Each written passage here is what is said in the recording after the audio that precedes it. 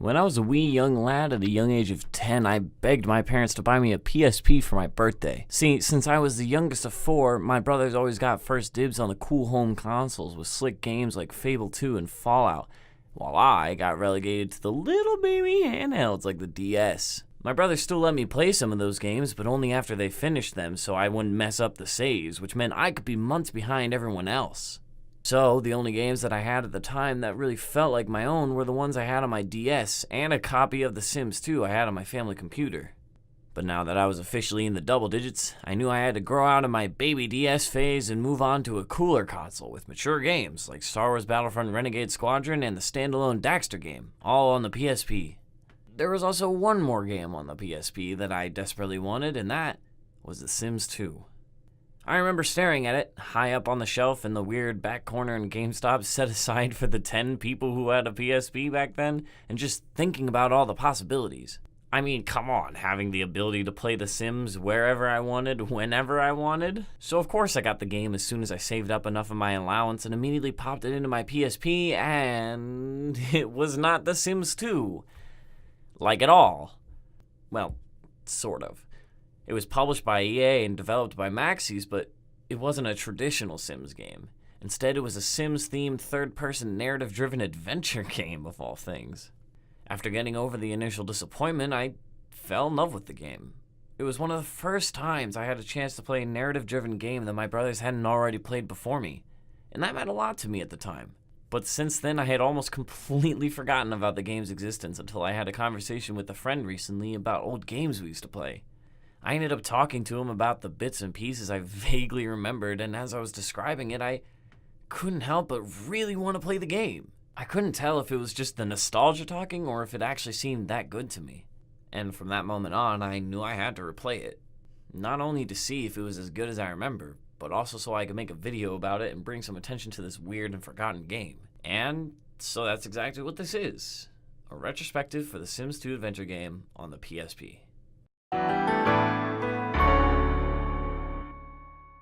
You start the game off by going straight into the character creation screen, and it is immediately apparent how limited the PSP was.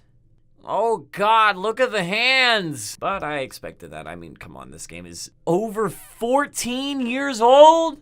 Fuck, I'm old. Once you get past the character creation screen, the game opens up with your character driving down a desert road when suddenly they get distracted by that floating diamond that the Sims games are known for, and eventually they crash their car. You end up rolling your car into a highway mechanic shop in the middle of nowhere.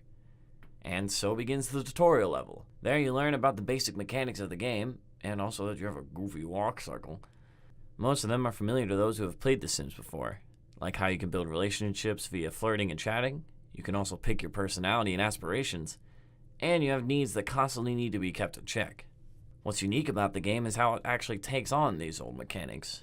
For example, chatting or flirting with people is accomplished through a QTE matching minigame in which you have to match each image the NPC puts up with one of the 3 options you're given. If you succeed, you go to the next level of relationship with that person. Some quests even require you reach a certain level of friendship or romance with others. Also, if you reach the max level in either romance or friendship, you get a secret from that person. These secrets can be sold to one of the various secret vendors in the game at the cost of pissing off whoever owns that secret. After learning all of this, you're then encouraged to go back to the mechanic and get your car, only to see that the entire shop has disappeared and all that's left is an old Nokia phone. Once you pick up the phone, a strange man offers you a job in the town over, and without any other options, you conveniently buy a house for dirt cheap and make your way into town.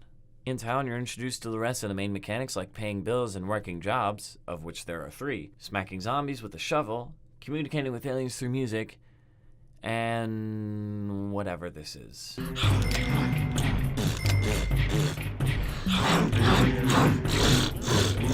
And after that, you're free to roam and complete quests at your own leisure. I was honestly surprised at how well this game excels here. Even though there isn't a lot to the open world hubs due to the lacking hardware, the game gives you a lot of freedom here to explore and pick up quests whenever you want. These locations may be limited in scope, but they have some nice charm to them. They all feel stylistically different while still fitting the game's atmosphere. They also have catchy themes, although for some reason the songs only play for 30 seconds and don't loop.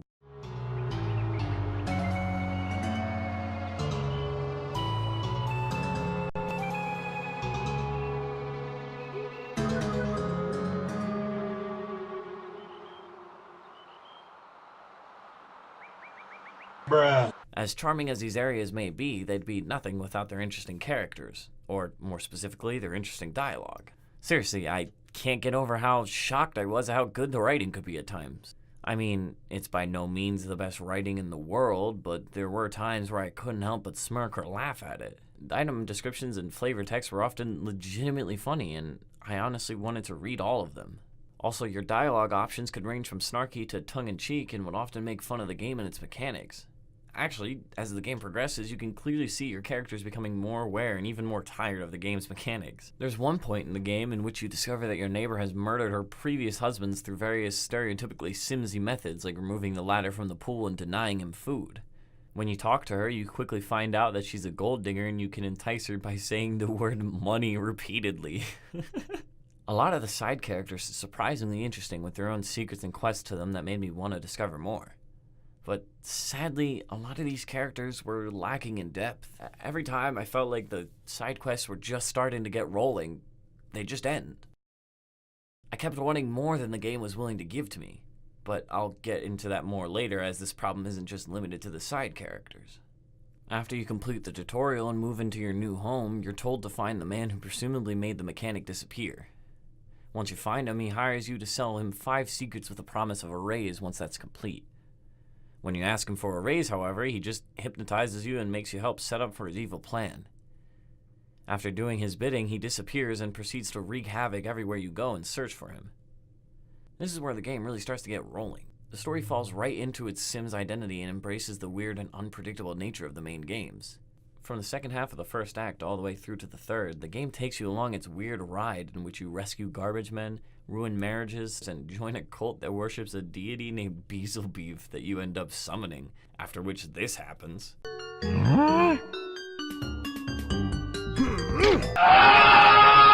But most of that, besides a few shining moments, ends by the time you reach the third act.